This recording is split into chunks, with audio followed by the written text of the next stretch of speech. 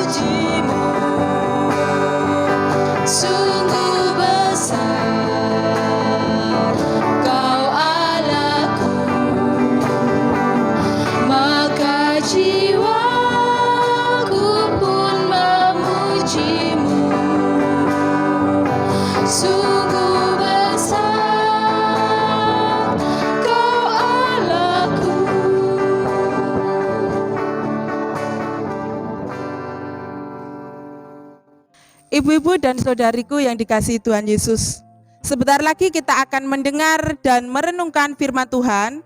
Tapi sebelum itu, mari kita mohon pertolongan Tuhan terlebih dahulu. Mari kita satu dalam doa. Tuhan, pada sore hari ini kami ucap syukur di mana kami boleh berkumpul untuk memuji dan memuliakan nama Tuhan. Tiba saatnya kami akan mendengarkan sebagian daripada firman-Mu. Biarlah firman Tuhan yang disampaikan oleh Bapak Pendeta David Prastiawan dapat bekerja sesuai kehendak Tuhan. Apapun yang disampaikan supaya dapat menjadi berkat buat kami semua. Siapkan hati kami ya Tuhan supaya dapat menerima firman yang akan disampaikan. Terima kasih Tuhan, kami sambut firman-Mu hanya di dalam nama Tuhan Yesus Kristus. Haleluya, kami memohon. Amin. Shalom saudaraku. Bersama kita akan membaca dan merenungkan firman Tuhan. Hari ini firman Tuhan akan kita terima melalui 2 Samuel pasal 9 ayat 1 sampai 7. 2 Samuel pasalnya yang ke-9 ayat 1 sampai 7. Demikian pembacaan firman Tuhan. Berkatalah Daud, "Masih adakah orang yang tinggal dari keluarga Saul? Maka aku akan menunjukkan kasihku kepadanya oleh karena Yonatan. Adapun keluarga Saul mempunyai seorang hamba yang bernama Ziba. Ia dipanggil menghadap Daud, lalu raja bertanya kepadanya, 'Engkaukah Ziba?' Jawabnya, 'Hamba tuanku.' Kemudian berkatalah raja, 'Tidak adakah lagi orang yang tinggal dari keluarga Saul? Aku hendak menunjukkan kepadanya kasih yang dari Allah.' Lalu berkatalah Ziba kepada raja, 'Masih ada seorang anak laki-laki Yonatan yang cacat kakinya.' Tanya raja kepadanya, 'Di manakah ia?' Jawab Ziba kepada raja, 'Ia ada di rumah Makhir bin Amiel di Lodebar.' Sesudah itu Raja Daud menyuruh mengambil dia dari rumah Makhir bin Amiel dari Lodebar. Dan Mefiboset bin Yonatan bin Saul masuk menghadap Daud. Ia sujud dan menyembah. Kata Daud, 'Mefiboset.' Jawabnya, 'Inilah hamba tuanku.' Kemudian berkatalah Daud kepadanya, 'Janganlah takut, sebab aku pasti akan menunjukkan kasihku kepadamu oleh karena Yonatan ayahmu. Aku akan mengembalikan kepadamu segala ladang Saul, nenekmu, dan engkau akan tetap makan sehidangan dengan aku.' Demikian saudaraku firman Tuhan yang dibacakan untuk kita semua. Kiranya selalu tertanam dalam hati kita dan kita lakukan dalam hidup sehari-hari. Saudaraku, judul renungan kita saat ini adalah di luar dugaan. Kita semua pasti pernah mengalami peristiwa yang tak terduga, peristiwa yang di luar nalar kita, peristiwa yang membuat kita semakin percaya bahwa kasih Tuhan itu nyata. Peristiwa tak terduga apa yang paling berkesan di hati Bapak Ibu semua? Masih ingatkah? Salah satu peristiwa tak terduga yang saya alami beberapa waktu lalu, yaitu ketika malam hari mau tidur, rasanya lelah sekali karena setelah berkegiatan satu hari penuh dan melelahkan. Lalu saya dan istri langsung mengajak anak kami Deana untuk tidur. Dalam kelelahan itu kami berdua langsung merebahkan diri di kasur dan bersiap-siap untuk tidur memang. Namun ketika kami melihat Deana, kami terperanjak. Dia diam sambil melipat kedua telapak tangannya dan memandang kami. Ternyata karena terlalu lelahnya kami melupakan untuk berdoa dan diingatkan oleh Tuhan melalui anak kami Deana yang masih kecil, masih 2 tahun ini. Alhasil kami langsung duduk kembali. Kami meminta maaf kepada Deana karena lupa mengajaknya berdoa malam itu. Lalu kami berdoa bersama dan seperti biasanya ditutup dengan kata amin yang sangat kencang sekali dari Deana. Sungguh saya pribadi tidak menduga bahwa Tuhan berkarya mengingatkan kami melalui Deana. Mefiboset dalam bacaan kita juga mengalami hal yang tidak terduga. Mefiboset yang adalah cucu dari Raja Saul tidak melakukan kesalahan apapun. Namun ia sedang berada pada posisi atau situasi yang sangat sulit ketika Daud kemudian menjadi raja menggantikan Saul. Mengapa dalam situasi sulit? Karena kebanyakan raja-raja akan membunuh semua keturunan dari raja sebelumnya jika mereka tidak sedarah atau sewaris. Daud juga bukan keturunan Saul, maka hal yang demikian lumrah terjadi pada masa itu, yaitu memusnahkan keturunan dari raja sebelumnya.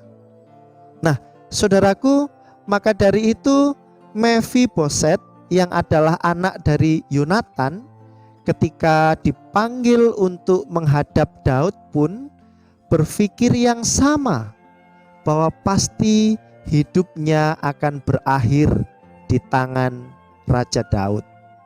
Ia menganggap bahwa dirinya bagaikan anjing yang mati, sudah tidak ada kehidupan lagi karena pasti akan mati. Di ayat 8 dikatakan demikian. Dengan penuh ketakutan ia menghadap Raja Daud. Namun ternyata apa yang dilakukan oleh Raja Daud sama sekali di luar dugaan. Daud justru menunjukkan belas kasihnya kepada Mefiboset, anak Yonatan, cucu dari Saul itu, dengan tetap memandangnya sebagai keturunan raja, sehingga masih makan sehidangan dengannya. Bahkan Daud mengembalikan ladang dan tanah yang menjadi hak dari Mefiboset untuk dikerjakan oleh Ziba, seorang hamba milik keluarga Saul. Saudaraku, sungguh anugerah yang tak terduga sama sekali. Mefiboset yang adalah cucu dari Saul yang membenci Daud, seorang keturunan raja yang kakinya timpang, beroleh belas kasih yang begitu besar. Oleh karena itu, ia tetap menunjukkan kesetiaannya kepada Raja Daud. Bahkan ketika Absalom yang adalah anak kandung dari Daud sendiri justru berusaha menggulingkan tahta Daud. Dalam 2 Samuel 16 ayat 1 sampai 4 ataupun 19 ayat 24 sampai 30. Saudaraku, pasti kita semua akan sangat bersyukur memiliki seseorang yang penuh kesetiaan seperti Mefiboset. Seseorang yang tidak akan meninggalkan kita bahkan ketika kita dalam situasi yang sulit. Maka mari kita melakukan hal-hal yang di luar dugaan. Ketika kebanyakan orang memilih untuk menghukum, pilihlah belas kasihan. Ketika banyak orang memilih untuk lepas tangan, pilihlah kepedulian dan perhatian. Berilah mereka kehidupan dengan segala bantuan yang kita bisa. Beri mereka kesempatan kedua untuk menjalani hidup dengan lebih baik. Dan yang lebih penting, jangan mengharapkan imbalan apapun. Kita tak pernah tahu apa yang akan terjadi ke depan. Namun percayalah bahwa kasih akan selalu berbuah kebaikan. Maka nyatakanlah kasihmu dengan cara-cara yang tak terduga, dengan cara-cara yang mampu membuat orang lain merasa berharga dan hidup. Tuhan memberkati saudara-saudara semua. Amin.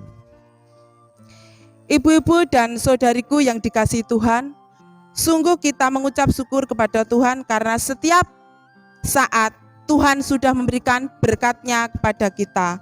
Dan selayaknya saat ini kita patut mengucap syukur melalui persembahan. Mari kita pujikan Kidung Jemaat nomor 301, kita nyanyikan 2 kali. Aku bawa dan berikan. Mari kita pujikan bersama-sama.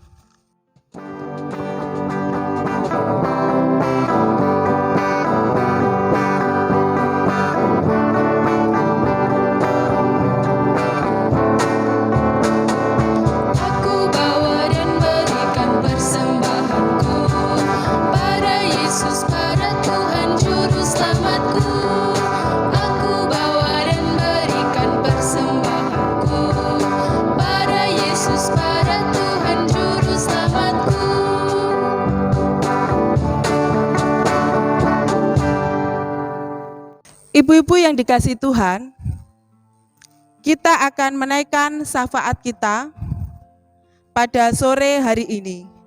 Mari kita satu dalam doa.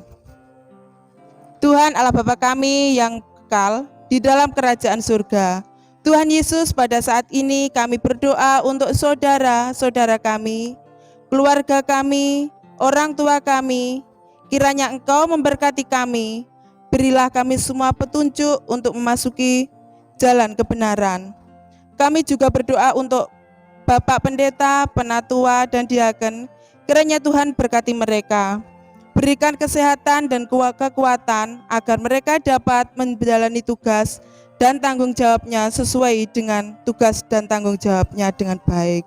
Kami berdoa untuk saudara-saudara yang sedang sakit, sembuhkanlah mereka dengan tangan kasih-Mu, berkati obat-obatan yang mereka minum, agar mereka bisa sembuh hanya dari mujizat-Mu. Berkati juga persembahan ini Tuhan, yang sudah kami kumpulkan. Kami tahu persembahan ini tak sebanding dengan berkat yang Engkau berikan. Kiranya persembahan ini dapat berguna untuk pelebaran kerajaan-Mu di dunia ini. Sebentar lagi kami akan pulang Tuhan ke rumah kami masing-masing. Kiranya Engkau tuntun kami dari tempat ini sampai di rumah kami masing-masing. Terima kasih Tuhan, terima kasih. Kami berdoa, amin.